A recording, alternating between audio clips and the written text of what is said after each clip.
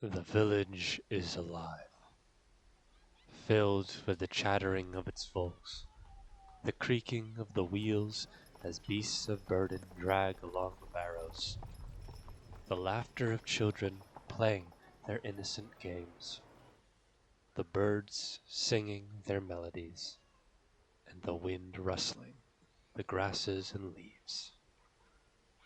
It's spring, and a plentiful one it is. The village folk work every day in the fields, planting seeds for harvest and picking fruits from the sprouts which seem to never wither. This order, this peace, is a most rare one indeed, and for once to these people they feel as if they have found their lifelong paradise, their garden to be cherished every waking moment. The days are painted, no shadow or ill sign of coming terror to be seen, only the soft hues of honey, white, and cracks of blue, as if the sky is locked in an eternal sunrise. And under this sky rests the old bell tower, overlooking the village even after all this time. The tower, to some, seems no longer necessary, for no horror has crept into this village since its foundation, generations ago. And so it stands still, under the painted sky and raised over the groves, visible to all who reside in the village's borders, but never look to for any signs. Its silence and age is that of a tree, and is seen as such by the village. A monument of times past, now unneeded in this haven of unending spring. A deep knell resounds across the field. The birds cease their songs, and the breeze picks up into a gale. All the workers raise their heads and stop in their tracks in unison, frozen with shock which grows into trembling dread. Another deep knell rings. Off in the distance, they see it. Shadowy clouds creeping over the horizon, casting darkness onto the trees below. The painted sky turning foul as it drifts closer to the village. Their dread blooms into absolute terror. A god approaches.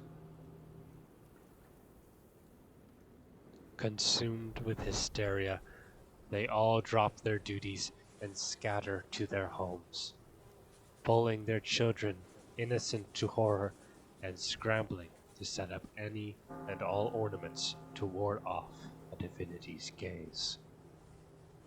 Never had they experienced a Passover. Never had they faced darkness. They were all ignorant of what was to come. Their hearts pounded, their bodies shook, and words could not escape their lips. Fear, like never before, swallowed their souls. The rotten, buzzing darkness grew and stretched closer, staining the sky they cherished. Eventually, all the village's people were in their homes, abandoning everything else, for they knew not if anything would be left. Huddling inside, they sit and wait for the inevitable Passover, with many cowering on the floor, scrunched against each other and hiding their faces as they tremble uncontrollably. One, filled with the fear, but also the curiosity that comes from it, slightly cracks open a window, in hopes that the darkness is straying past their home. Tears filled their eyes as they saw the waking nightmare. It approaches, cloaked in foul clouds which carries winds stenched with death. The lush trees of the forest darkening and, for the first time, withering under its shadow. Decay has reached their garden. The despair will pass over, and all that has grown will be reaped. Their eternal spring is no more. They pray they will be spared, that they will have a chance to bloom once more, but their fate does not lie in their hands. What becomes of them is by the gods' will. All they can do is hope amongst tears that darkness shows them mercy, whatever form it takes in the eyes of divinity. Welcome, peering soul, to the 6th entry of my digital sketchbook series. In this video, we will be going over the last of the 3 choice projects that has yet to be showcased, Beneath Mercy. This world is one of horrors, dread, the unknown, and melancholy, as humanity is faced with countless forces beyond their understanding. It's a rather somber world, as if the day's an unending evening, ready to have its rest, but never obtaining it.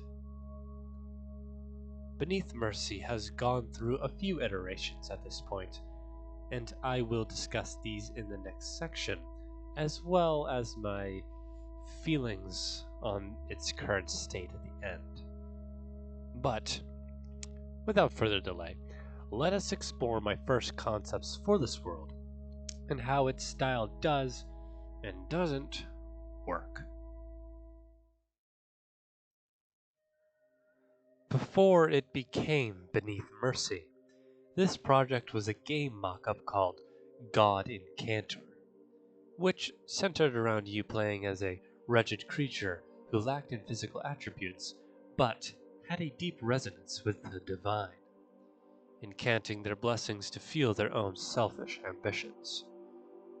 But I quickly ran out of inspiration for it, as its world style drifted too far into another game mock-up project, and so I was faced with either reimagining the project or scrapping it altogether. After some thought, I chose the former, shifting the premise from a heavily god-worshipping, god-formed world into a god-fearing world, where ordinary man is under constant threat from dark divinities, powerless against their twisted blessings as they lie under their shadow. Monsters, curses, plagues, emissaries, and the dark gods themselves. Humanity has no rest against the wicked forces of this world, making it a bleak one indeed. I attempted to depict such tone with a few scenes, drawing the landscapes as if they are locked in late autumn, and painting the sky in these dramatic, Twilight-esque fashions. The people in the scene are hunters returning home, carrying a single game fowl as the sun disappears under the mountains, casting a shadow which hurries night's biting cold. I wanted the approach of night to be a dreaded one, as the most horrid of things come out once the sun is set, and I tried to show that with the young girl, covered in an unusual shadow, reaching out to her mother as the day nears its end, as if the night's darkness will take her once the sun is gone.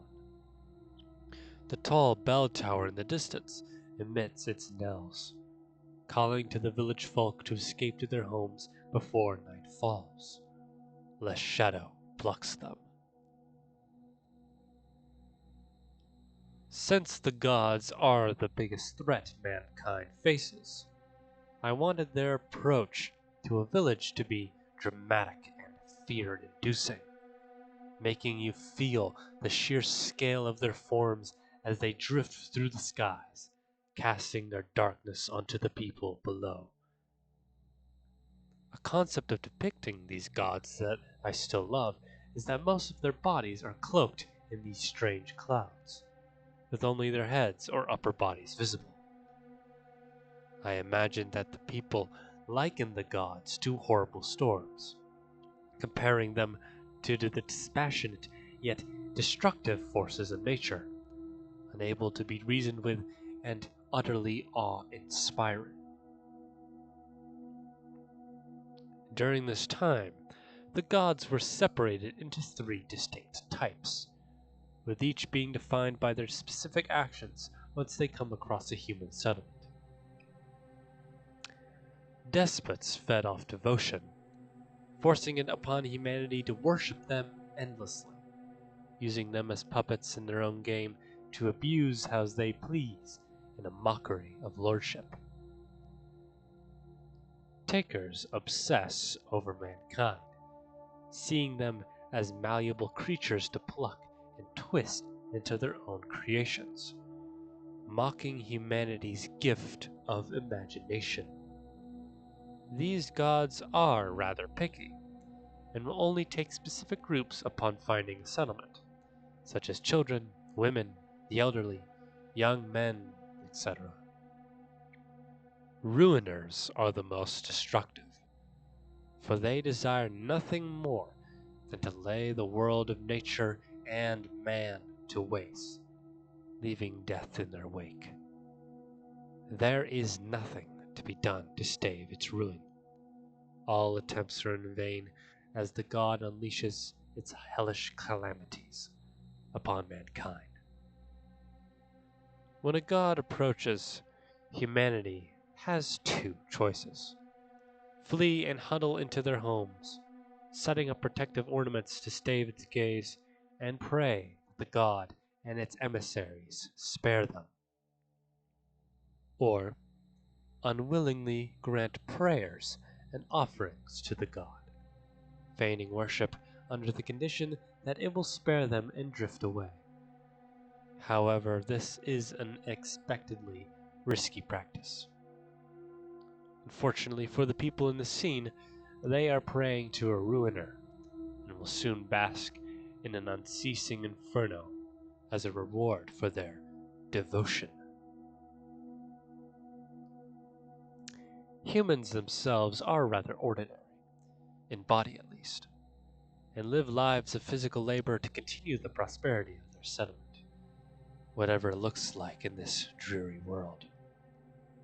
Children are the most vulnerable, under near constant threat of being taken by dark forces, and so, worn on the necks of children are these trinkets made to ward off monsters and spirits. The world weeps for these innocent souls, and man will use any means necessary to protect the future of their kin. An idea I played around with is that, while there are no heroes and champions of this world, I didn't want humanity to be completely powerless, and so I thought of the concepts of blessings, trinkets, shrines, statues, and the like, imbued with holy power, granting passive effects to those who wear, are around, or consume it, with there being three tiers to these blessings. Minor blessings, such as this clay trinket, help stave off hunger to those who carry it. Greater blessings, such as this wooden effigy of a woman, increase the health of crops and the bounties of harvest. High blessings, such as the statue of a female angel, ward off temptations and raise the vigor of those who drink from the chalice at its base. Another one of these high blessings I explored was with this great column raised over a pond, the kingly statue at its top emitting a light which suppresses the beasts which spawned from said pond, returning it as a holy site for as long as its light shines. Monsters are the most common threat mankind faces, found in all corners of the world and spelling death to any human who encounters them, supporting an isolated lifestyle where people rarely ever leave their village's borders in fear of the beasts which lurk in the shadows. But sometimes they have no choice but to leave home, into the wilds, to acquire resources and food to continue their settlement survival. By doing so, they accept that they will face horror and likely never return home. But such risks must be taken for man's future. None can predict where and when monstrosities will show their hideous guises. From the deepest forests to the rivers and even the smallest ponds right outside a village, life in this world is one of constant dread of the unknown. But even with all these dark forces at play, humanity continues, struggling every day, but carving their own path, gripping onto the smallest rays of light in the darkness they live in. There is still beauty in this world, in traces, yet still present if one is willing to look. And in these ancient sites, casted under the setting sun, a mixture of melancholy and hope builds in one's heart. Tragedy has befallen man since the beginning, but despite it all, we remain.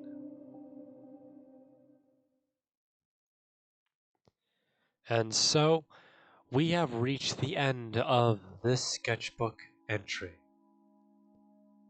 Beneath Mercy is one of my all-time favorite worlds, and I hope to show exactly why in this video. However, I feel I did not succeed. The reasons I alluded to at the beginning, but now I will detail my feelings on Beneath Mercy's current state.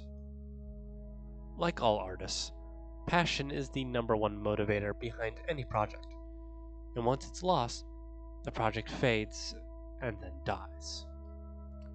This fate befell OGRPG and Eastward.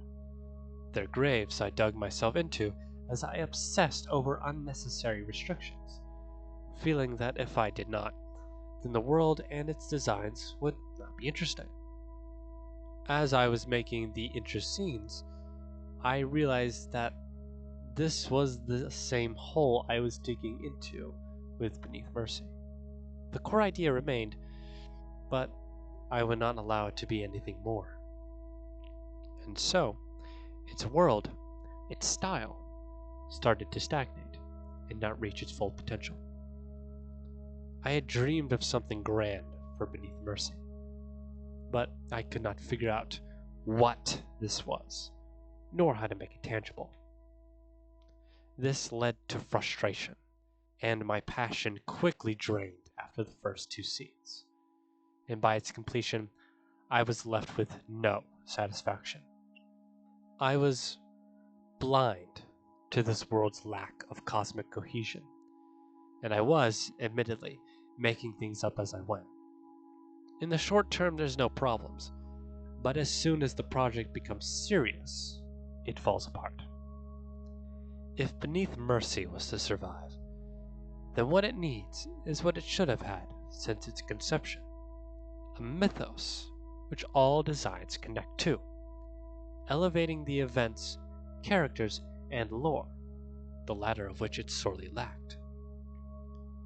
What it needs is reimagining, one that goes deep into his medieval fantasy aesthetic, featuring dramatic landscapes, strange creatures, ancient ruins, and other supernatural forces the ordinary people of this world are forced to coexist with. It should look and feel like an illuminated manuscript, but in my own style.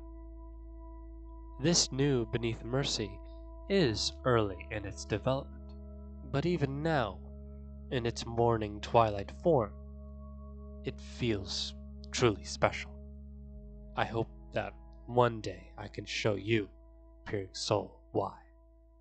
But until then, I will leave you with these outdated pages and your own imaginations, to the day the true Beneath Mercy comes into the light.